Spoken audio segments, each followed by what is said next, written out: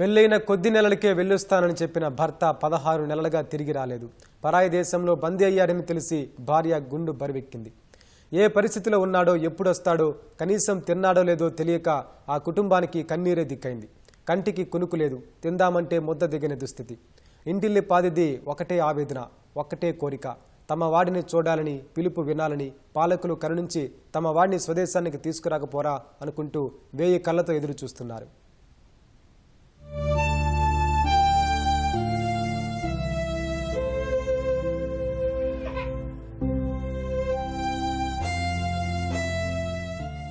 కళ్ల నిండా నీరు, బరువెక్కిన హృదయంతో పెళ్లి ఫోటోలు చూస్తూ భర్తను గుర్తు చేసుకుంటున్న ఈమె పేరు స్వాతి.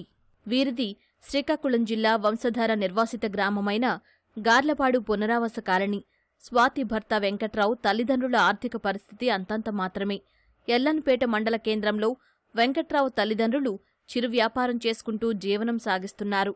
అష్టకష్టాలు పడుతూనే చిన్న కుమారుడైన వెంకట్రావును చదివించారు.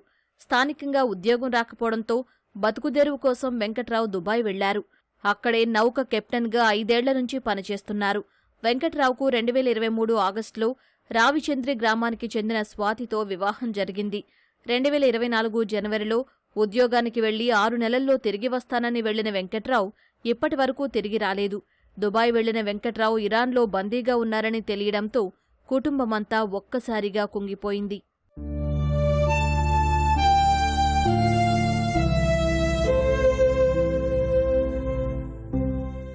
దుబాయ్కి చెందిన ఓ ప్రైవేట్ ఏజెన్సీ నౌకలో క్రూడాయిల్ తీసుకుని మరో 11 మందితో కలిసి వెంకట్రావు ఇరాన్ వెళ్లారు. గత ఏడాది జూలై 21న ఇరాన్ చేరిన నౌకను అక్కడి అధికారులు పట్టుకున్నారు. ఓవర్లోడ్తో వెళుతోందని గుర్తించి స్వాధీనం చేసుకున్నారు. షిప్ యజమానిని ఇరాన్ రావాలని ఆదేశించారు. సంబంధిత వ్యక్తి వెళ్లకపోవడంతో నౌక కెప్టెన్గా పనిచేస్తున్న వెంకట్రావును పాస్పోర్ట్, ఫోన్తో పాటు ఇతర వస్తువులు తీసుకుని బందీగా ఉంచారు. మిగిలిన 11 మంది సిబ్బందిని విడిచిపెట్టారు. నౌక యజమాని సుమారు 18 కోట్ల వరకు అపరాధ రుసుం కట్టాలని, అప్పుడే తమ వాడిని విడిచిపెడతారంటూ షరతులు విధించారని కుటుంబ సభ్యులు కన్నీరు మున్నీరుగా విలపిస్తున్నారు. ఆ షిప్ లోడ్ ఓవర్లోడ్ అని ఇరాన్లో షిప్ అరెస్ట్ చేశారు సార్. ఆ వానరు పట్టించుకోకపోవడం వల్ల వానర్ స్థానంలో ఈయన్ని ఉంచేశారు సార్. ఆ పైన వానర్ కట్టట్లేదు, ఈయన్ని విడిపించట్లేదు. ఆ వానర్ ఇప్పుడు మాకు సంబంధం లేదు, ఆయనతో మాకు సంబంధం లేదు, మా షిప్ మాకు ఇచ్చండి అన్నారు సార్. మేము రామ్మోహన్ కలిసాం సార్. ఆయన ప్రాసెస్ అవుతుంది అంటున్నారు. కలెక్టర్ గారికి అప్లికేషన్ ఇచ్చాము సార్, ఇమ్మన్నారు. ఆయన ఢిల్లీ వెళ్తే కాగితాలు వెళ్ళి మీకు మెసేజ్ వస్తుంది అన్నారండి. అది కూడా ఇప్పటికి ఇంకేం రాలేదు సార్. దయచేసి ఆంధ్రప్రదేశ్ గవర్నమెంట్, ఇండియన్ గవర్నమెంట్ కలిపి ఏదో ఒకటి చేసి మా తమ్ముడిని మాకు తెచ్చేటట్టు చేయండి సార్. మా కుటుంబానికి ఆ అబ్బాయి పోషకత్వం అంతా చూసుకునేది. ఆ అబ్బాయిని 6 నెలలు కాంట్రాక్ట్ బేసిక్కి వెళ్ళాడండి. మా చిన్నవి రాలేదు, ఏదైందో అనుకుని ఫోన్ కూడా ఏం లేదు అబ్బాయి దగ్గర. మాకు 2 నెలల వరకు ఏటి తెలియలేదు. తర్వాత ఎలాగో ఫోన్ చేశాడు, ఇలాగైంది సీల్ అయింది షిప్ అని చెప్పాడు. కానీ మాకు ఏడ్ చేయాలో ఇంకా తొందరపడి 2 నెలలు అయిపోయింది. పిల్లలు కాపడము, ముసలి వాళ్ళు అందరిని చూడడం ఇబ్బంది అవుతుంది. అందుకే మేము ఇచ్చేయాలని ఆ అబ్బాయిని మాత్రం ఎలాగొన్నాడో కరెక్ట్ భోజనం ఉందో ఏటవుతుందో కూడా మాకు కరెక్ట్ తెలియడం లేదు.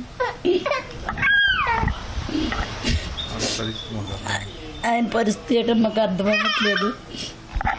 ఆ అబ్బాయిని కొంచెం తొందరగా రిలీజ్ చేస్తారని కోరుకుంటాం. గవర్నమెంట్ రామ్మోహన్ సార్ కొంచెం దయించి మా ఏదో చేస్తే.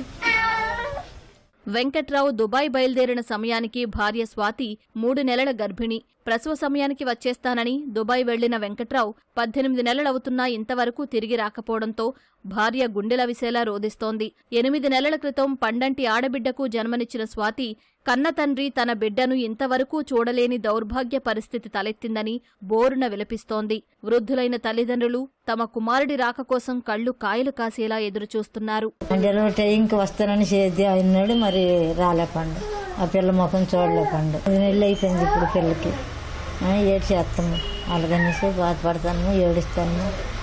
ఎలాగో రచ్చింది సారు, నా కొడుకు ఎలాగో రచ్చించి సారు, మీకు ఏ దండం పెడతాం సారు, నన్ను ఓర్లేని కొడుకు సారు, ఎలాగంటాడు, ఏడు చేస్తారు సార్, మీకు దండం నాకు రాదేటి, మీకు ఎలాగ చేస్తారు. వాంటర్ తప్పు, కానీ మా హస్బెండ్ నిలగుంచారు, పాపను కూడా చూడలేదు. గవర్నమెంట్ ఏదో మాట్లాడి మా హస్బెండ్ని చేసి మాకు ఎలాగైనా మా చేతుల్లో పెడతారని కోరుకుంటున్నాం సార్. ఏం లేదు సార్, వాండర్ది తప్పు, మమ్మల్ని ఉంచుతారు, వాండర్ వస్తే మమ్మల్ని విడిచిపెడతామని చెప్తున్నారు. ఇండియన్ ఎంబసీకి చెప్పమని చెప్పారు. రామ్మోహన్ సార్కి చెప్పాము. డెలివరీ టైంకి వస్తానంటే టైంకి ఇలా జరిగింది, అందుకని రాలేకపోయారు, చూడలేదు కదండి పాపను.